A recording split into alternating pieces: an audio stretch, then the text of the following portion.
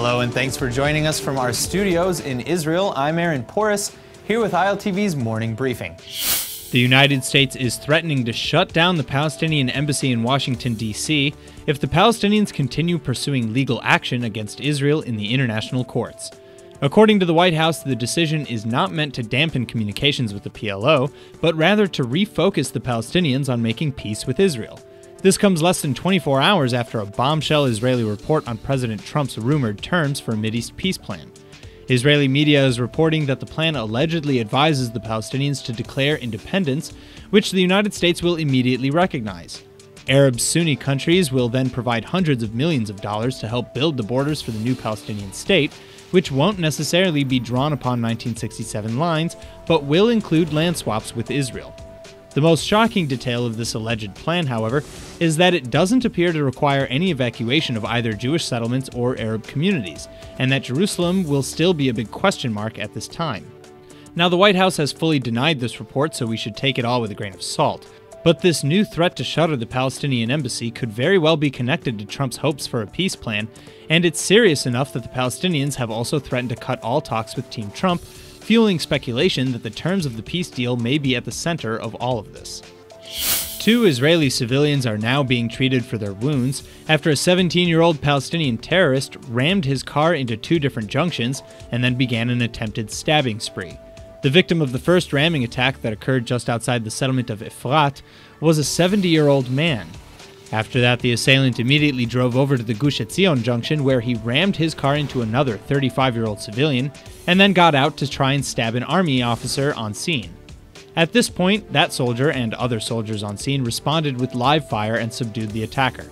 The teenage terrorist is in critical condition, and the 70-year-old victim sustained a light head wound, but the 35-year-old reportedly has serious injuries to the brain. No soldiers were claimed to be hurt in the incident. The Israeli Air Force responded to a Syrian UAV last week with a Patriot missile as the unmanned drone approached the border of the Israeli Golan Heights. Then, just yesterday, the IDF tanks fired warning shots near Syrian military forces after finding them at an army outpost placed in the demilitarized zone between Syria and Israel, a move that violates ceasefire agreements. Defense Minister Avigdor Lieberman has repeated Prime Minister Netanyahu's views that any violation of Israeli sovereignty will be met with great severity. Tensions in the Golan have been heightened recently following recent skirmishes to Israel's north, and the discovery of Iranian and Iranian-backed forces encroaching on the borders of the Jewish state.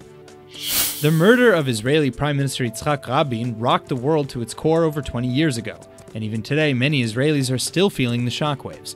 Well, all those wounds are about to be reopened, as YIGAL AMIR, the man convicted of assassinating Rabin, is now filing for a retrial, saying he didn't fire the bullets that killed the Prime Minister that fateful night. YIGAL AMIR, a right-wing Israeli extremist, was caught on tape pulling a gun mere feet away from Rabin at the now infamous Tel Aviv rally that was meant to celebrate the Oslo Peace Accords. 3 shots were fired, and less than 40 minutes later, Rabin was pronounced dead. AMIR was given a life sentence for the murder that he proudly confessed to, even walking police and reporters through a reenactment of how he pulled it off. Given the evidence, AMIR's plea for a retrial is a shocking turn of events.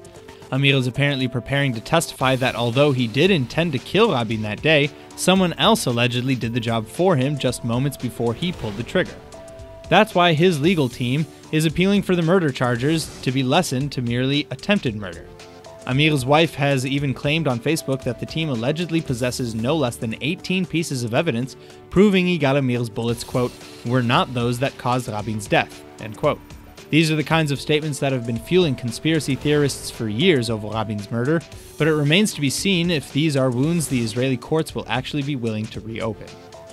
2 top Knesset lawmakers from Netanyahu's coalition, David Bitan and David Amsalem, are now pushing 2 bills forward that have alarmed the Attorney General, police, and political opponents alike. The first, called the French law because of a similarity to a law in France, would prevent any investigation of a prime minister until he or she left office.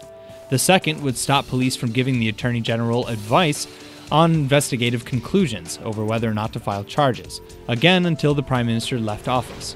While Bitan has stated that he would stipulate the laws not apply to current investigations involving Prime Minister Netanyahu, opponents still think the drafts in the current language go too far. Knesset member Ksenia Svetlova from the opponent's Zionist Union Party said that there is no place for these kinds of propositions in a democratic state. One of the proposal's authors, David Bitan, argues that the law preserves constitutional balance and protects the rule of law. That's all for now. I'm Aaron Porras, and see you later with our main daily broadcast from Israel at 2 p.m. Eastern Time.